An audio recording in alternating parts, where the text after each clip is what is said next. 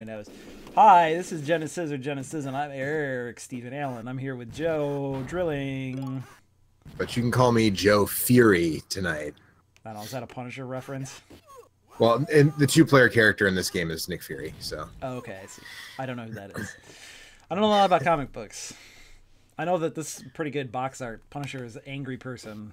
I know he likes. He's like the comic book guy that shoots guys. He was like the asshole, shitty '90s comic book character before that became the default like shitty. Yeah, it was interesting when he did it because in the '70s when he was first created, he was the only one doing it. Yeah. and then everybody was doing it in the '90s, and it wasn't interesting anymore.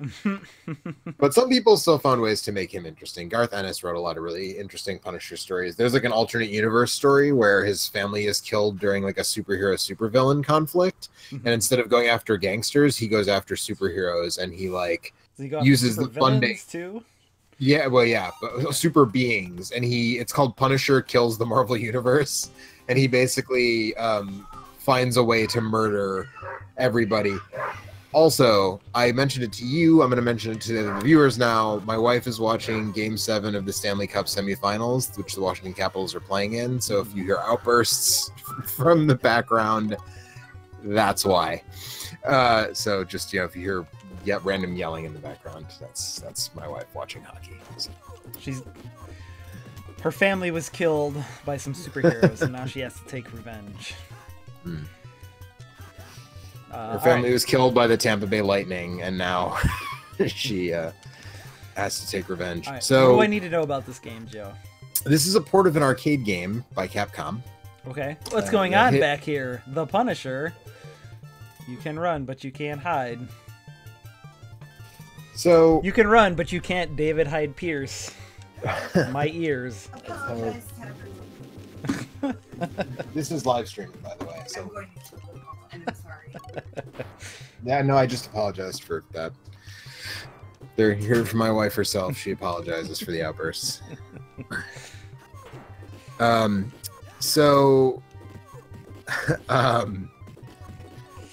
I forgot what we were talking about here. Oh, this. How come I don't have a gun? So you can only. So Punisher is he is a Punisher, but he is a semi-ethical Punisher, and he only shoots at people who can shoot at him.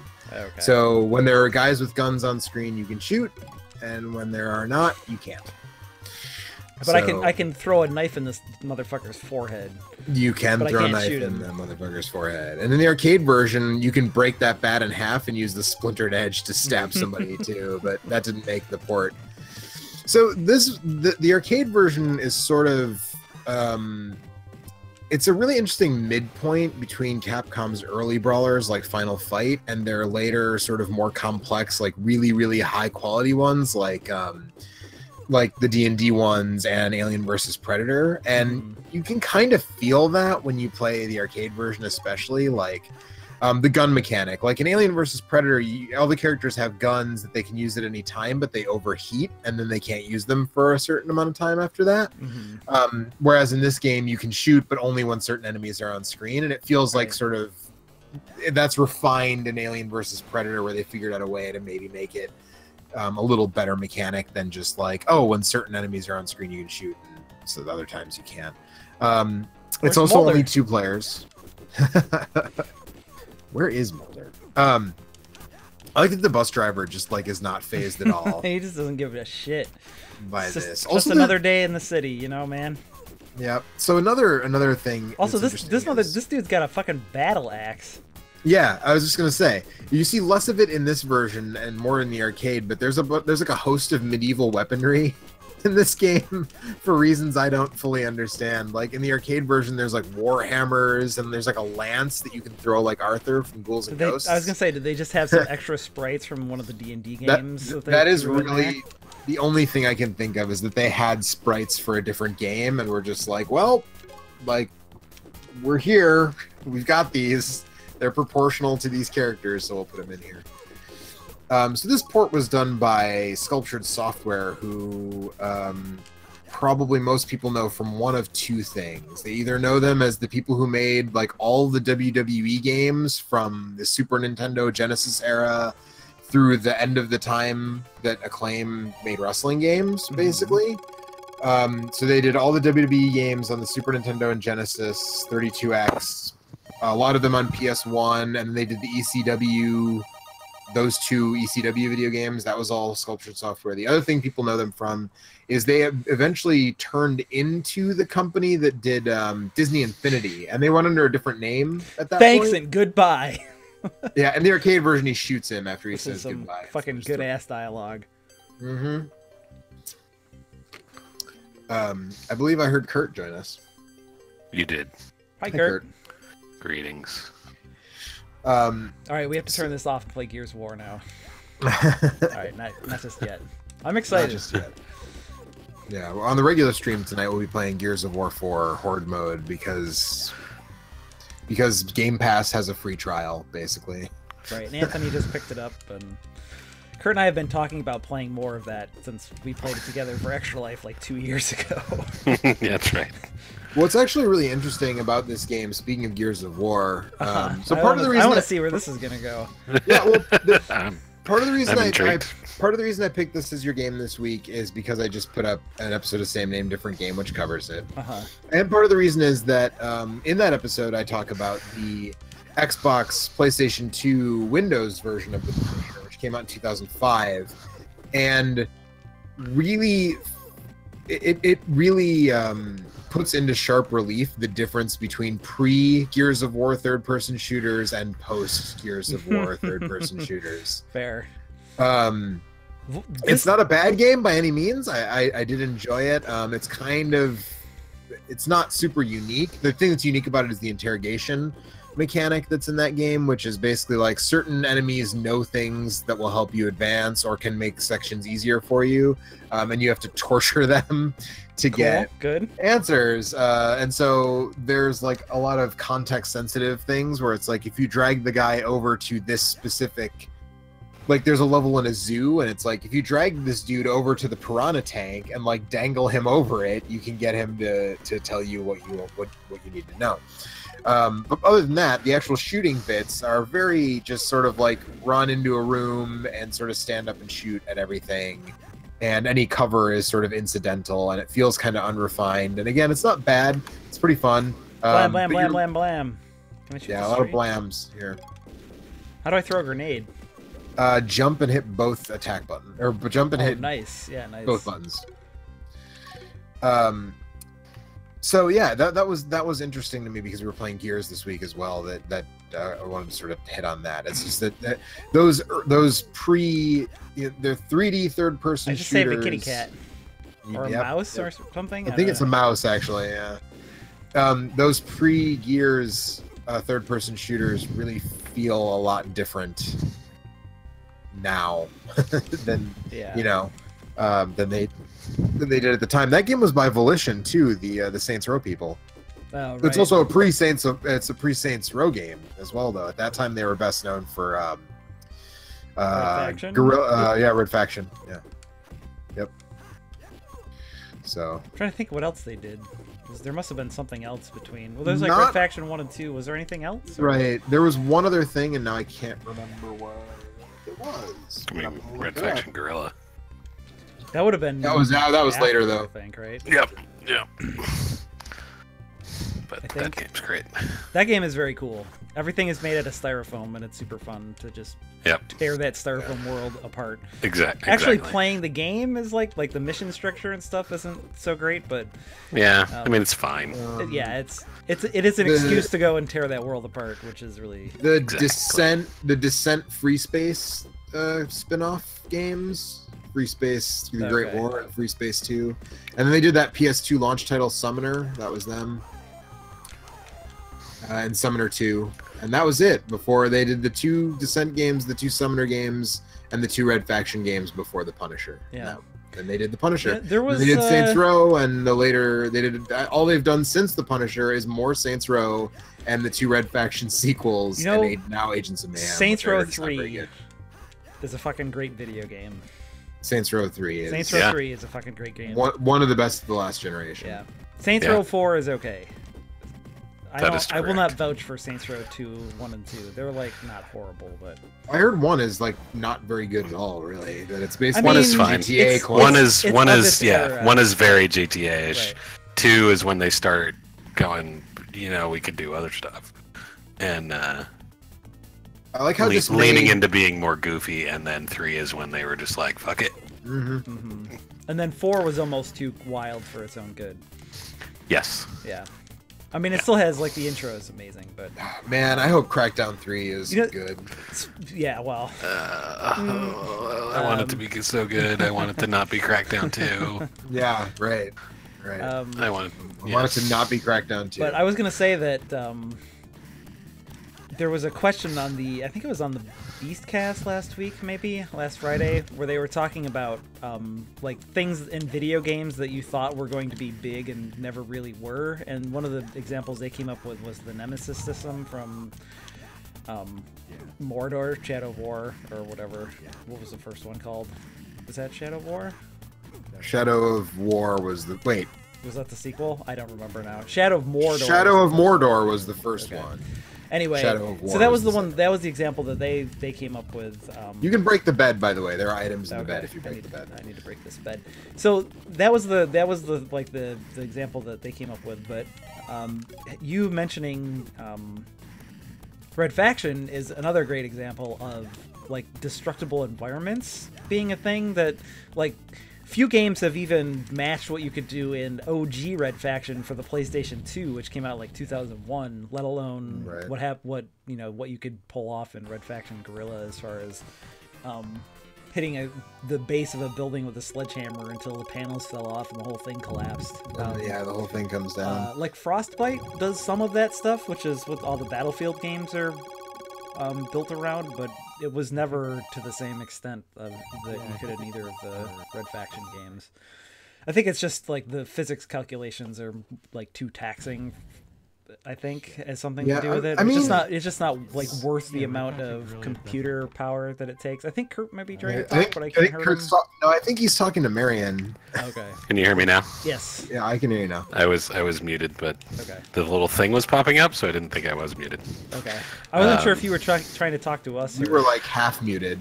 Yeah, it's super annoying. No, I was saying, I think Guerrilla is helped because it doesn't look that great. It's not that detailed. Right. So there's not a lot of work they had to do. Well, also I seem to remember that the one like after Frostbite that is super detailed, and probably they do more purpose built. Yeah, they look a lot like better. This thing is destructible in a certain way. That's exactly how those games are. It's always been that way since Battlefield Bad Company 2. What was the first Frostbite? Right. It was at Battlefield 3. Bad Company, I thought. Oh, I think Battlefield 3 was the first Frostbite. Battlefield Bad Company 1 and 2 did have some destructible stuff, but I don't think that was Frostbite. I think that was... I think that they faked it even more. Gangrene. I feel like combining Crackdown along with that... that would be super fun, right? If it was a superhero game where you could just tear down buildings around. Well, it's like those Red Faction games were all set on Mars, so everything was kind of red, and there was not a lot of... Like, the Frostbite games look fucking incredible.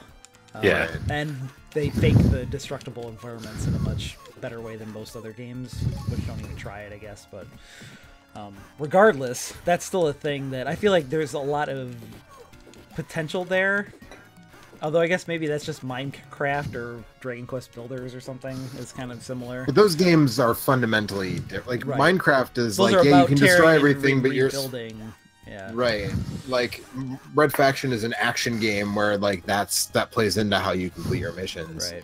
The problem with those games is I feel like you want to complete this objective, just bang a hole in the back of the building and throw a bunch of C4 on it. Hey, turns out all the shit you want to avoid is in the front. Yeah, just make a hole in the back. But I feel like that game didn't fully deliver on yeah, like I said, it had some real problems as far as mission structure and stuff. I always wanted like a safe like I feel like the same way about Just Cause 2 and 3. Yeah. Like those games are fun to fuck around in for a while, but as soon as you start trying to play the game, it's like okay, these missions are not that interesting, and I don't really get to use all of the cool like grappling hook and the wingsuit and the this, that, and the other. Like I don't get to use those as much as I would like. too. So yeah, I don't know. If someone could use one of those things, some of those things in a game, that I think that's actually a pretty good example of like, whereas like graphics have gotten incrementally better, like the thing that you really want, the reason you want more processing power is not for better graphics at this point. It's so that more you can knock down every building, right. And or better, like the Nemesis thing is, that's like a right. The Nemesis thing. There's a lot of computational power to do that. Right. Yeah. You need more artificial intelligence. You need more power for artificial intelligence and stuff like that. And like that's the next great frontier of computing power. It doesn't really have anything to do with but you the amount also of polygon. Like nobody mentions polygon count anymore or anything like that. Yeah, I mean, at this point, how much better can you make something look? Right. It was polygons for the amount of effort you put into it. Right. It was polygons, and then it was like light blooms and colored lights and stuff like that. And now it's like artificial intelligence and. I've said that. Now it's HDR and 4K. Yeah. Fun. Virtual reality. Can we do something interesting? And VR. Please? Yeah. No, we can't. Okay. I've said this before. Because nerds are just like, what does it look like? Right. I mean, having just played the Punisher game on Xbox, OG Xbox is backwards compatible on 360 and it upscales to 1080. Yeah. And it looked like, I mean, you can nitpick about facial expressions and stuff like that, but it doesn't really look that far off of what is current. Right. When it's upscaled to 1080, like it looks really good. Even though it's 2 generations old. Yeah. Yeah, and I mean I agree with you. Like the thing I think what you need when you're talking about that stuff is you need a team that has a budget and the time to actually like implement those things, right? Because graphically you can use, the latest version of Unreal and you've got a pretty good looking game, but if you want to put in like a Nemesis system and a total terrain deformation, destructible environment thing like that takes or the facial animation detail that's in, say, like a Naughty Dog game or something. Right. Speaking of time, you're running out of it, brother. What happens when I run out of time? I don't know. I never ran out of time. Probably it's a Punisher game. That would make sense. What is the time per level, or is it just like in total? I don't know if it's per level I thought it was or kind per of moving around pretty good, or I don't know. That's a weird thing to have in one of these games. Well, yeah, see, I only have 30 seconds. How do I get more time by killing dudes? I think if you move to the next segment, like after you kill this batch of enemies, you'll go inside the warehouse, and I think then the timer resets. That's pretty boy. Blue, not black. Anthony Rogers is here, and Mike's here too. Hard questions. It's true. Will. I knocked this, what was the question? Why is the Punisher wearing blue? Oh no, see, I am getting time for beating guys up because I have 40 seconds. Okay. Because if you just made his outfit black, he would blend in with a lot of things in the background. Well, make the background blue. Then you're true to the character and you've avoided the problem. Come on, man. I don't know. Look at this box art. The Punisher has blue tights on, so. Yeah, I think they were a little fast and loose with the. I like how the guy in the background is literally just a floating head with a giant arm, and doesn't appear. Yeah, the way that he's drawn, he does not appear to have. Is he a bad guy, or is he like? Can you play 2-player? You can play 2-player. And are you that guy? You're that guy, yeah. Sweet. You're the Punishee. Yeah. All right. So is there anything else to say about the Punisher? Not really. It's it's a Capcom beat 'em up. Yeah, this seems like a totally competent. Yeah, Samurai Punisher is very good. This is the only one interesting thing. This is the only port this game got was to the Genesis. There's no Super Nintendo version. There wasn't like a weird, no like weird Amiga version or anything. No, or X68000 or any. Well, actually, the game didn't get released in Japan at all. Period. Okay. It's an American property, so there was no. They don't believe in punishment here. No, there was no. There was no Japanese arcade release or anything like that. So, which is like the D&D games came out. Die in your own blood, baby. What? Yeah. This guy's name is incredibly original. Bonebreaker. Yeah. Maybe Bonebreaker's an X-Men villain too, which is really weird that he's in this. But. That looks like a W to me. I believe it's Bowbreaker. Yeah, the whoever did the typesetting for this game did not do a great job. Oh, actually, the one other thing that I will say, because somebody called me out on it, or not called me out, but mentioned it in the comments of the latest Same Name Different Game, is I failed to mention in that episode that the Punisher was the first Marvel thing that Capcom worked on. That wasn't bad. Not the Thing or Man Thing or No, not Man Thing. Yeah, the first Marvel thing that Capcom did. Although now that I'm saying that out loud, I'm actually thinking that X-Men Mutant Apocalypse might have come before this, so I could be wrong. This that is why you never read the comments. Yeah, apparently. They'll misinform you. Right? On purpose. Oh no, Mutant Apocalypse was 94, so this was the first Marvel Capcom collaboration. Is this guy wearing his underwear on his head? What is that supposed to be? It's supposed to be a mohawk. That's supposed to be a mohawk? A white mohawk. I guess it kind of looks like a mohawk when he does his uppercut, but... Yeah. Yeah, he's one of the Reavers. He's an X-Men villain. I feel like I should be able to get my gun out for this, because this dude is shooting fucking rockets at me. Yeah, which I know isn't the same as a gun, but... I still feel like... You can throw grenades at him. You have grenades. I love that you kick his torso off the tank. Did you sever that guy? Yeah. That's pretty good. Do you get to fire a rocket launcher at a dude doing a sweet flip in this game? No, there's no McGinty and his urban free flow gang that you get to blow up. What's the point? Yeah. Go drive that thing. Oh. Yeah. Oh, but the last thing I will, seriously, the last thing I'll mention when we do the bonus stage is we mentioned before we started recording that on the box it says a free Punisher tattoo inside box. And I started saying that is actually very valuable now, apparently, because if you look for this game on eBay, it's overpriced no matter what. Game. Right? Not a terrible game, as it turns out, but no, it's not horrible. The Punisher, the tattoo, if you're looking for this game in the secondary market and you find a copy that is complete, by which I mean it actually has the tattoo, it costs a fortune. Like, it's already overpriced just in general. I think versions I saw with the tattoo triple digits, 150, okay. Triple digits. All right. Like, I think I only saw one with the tattoo. Would you pay 150 for this, Eric? No. What if he had a sick tattoo also? Yes. All right then. There you go. How sick does it have to be? Is it a giant skull? Is it like is it a giant skull that I can have tattooed on my chest? Because it's not giant. Okay. I'm sorry. This one. It's about sorry. 3 inches. Here's one 100% complete with tattoo. $559.99. Is that on Amazon? Oh, on it. Is that buy it now? I mean, is the tattoo been put on somebody and now it's dried? No, it's still it's and it's like a dead skin thing you can hang on your wall. What were That's those? worth Is it a fat head? $500. Is it a fat head that I can like decal across my entire body? Because then Unfortunately not. Okay. All right. Anyway. Wait. There's an auction on eBay for just the tattoo, and it's $200. That's ridiculous. That's buy it now, or that's actual without bids? the game? That's buy it now, without the game. Are there any bids? No. Okay.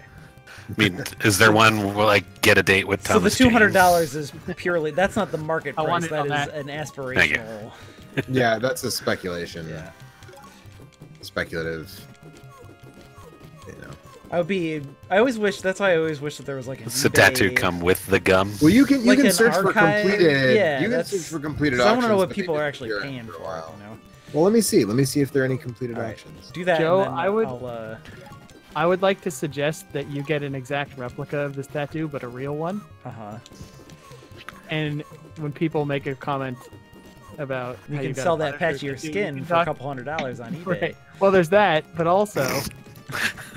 If you're really hard up. Just FYI. Also, right. You get back the money you spent on getting that tattoo. A legit video game tattoo that, And then you spend it on therapy. Know that it's a tattoo. So there was a copy that was the game and the case, no manual, no tattoo. That was $148. That sold on May 18th. Okay. All right, well, let me tell you, as somebody who's an expert at ranking and rating video games, specifically Genesis games, this game is not worth $148. It's like a totally. Is any fine... video game worth that much? Like, is there a game in the? Oh, here we go. A new copy that was sealed. Oh, sorry, The Punisher with sealed tattoo. So the game isn't sealed, but the tattoo The Punisher is plastic. With that seal, was sold on May 10th. Sold on May 10th. With seal and African or European seal. Probably both. Harbor. Both. Harbor Kind of, seal.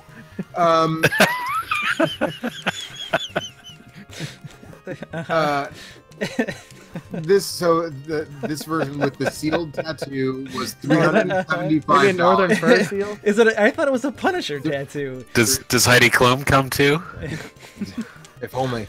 Yeah, $375 on May 10th. So maybe not completely speculative. Okay. That's pretty pricey. $200 more for one that has the tattoo than one that doesn't. So the I guess. For that price, I better also get a for you. That kiss from your girlfriend Rose. Anyway, this is the Punisher. It's fine. It's Genesis, totally fine. If you're in the mood for like a totally like better than average Capcom beat 'em up, you can play this one. This one's pretty good. It's a little ugly. I feel like some of the sprites are kind of like fucked up the really arcade version looks a lot better. Especially that one ninja lady looks like some kind of weird mutant in a way. Yeah, she's wearing like a bag, and she's more scantily clad in the arcade version. Is that how they censored her? They just put a trash bag over her? Yeah, basically, yeah.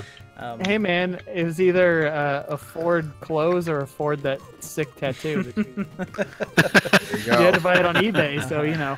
That's right. Yeah, I don't know. Like I said, this game's just I have real tattoos that I've paid more money for. What year did you say this came out? 93? The arcade version came out in 93. The Genesis port came out in 94. Yeah, for a 1994 Genesis game, this is kind of ugly. The same year as Streets of Rage 3. The color palette is very like bland in a way that's not super great either. I'm trying to figure out how this timer works. Not just like the goes up every time I get a kill. I mean, like if you just watch it, yeah, it's definitely not a second. No, it's definitely not. It's like 2.3 seconds.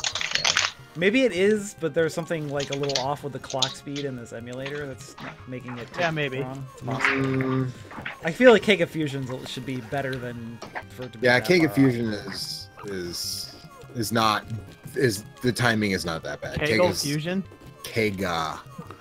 All right, that's it. You don't want to fuse your kegels. No, you definitely don't. Boy. That's not good. Can we go back and make the seal jokes? That's it. That's Genesis. This is time we could be playing Horde mode, you know. Yeah, that's it. I don't know. That's all pretty fishy. All right, we'll be back next week with something. Bye.